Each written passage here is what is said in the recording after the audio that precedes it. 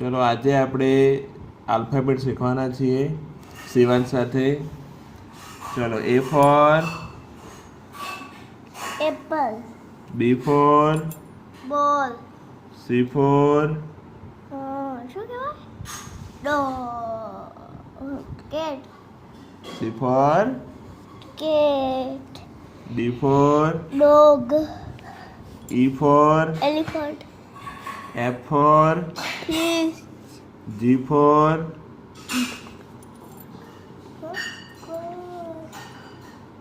G for goat, God, H for eight for horse, horse.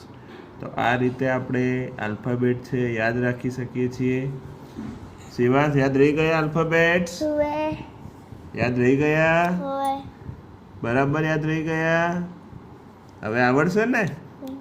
ચલો ફરીથી A for apple, B for ball, C for cat, D E for for elephant, D for dog, E for elephant, F for fish, G for dog, goat, H for H for horse. horse. તો ફરીથી આગળ આપણે નવા video સાથે મળીશું. ખૂબ ખૂબ આભાર.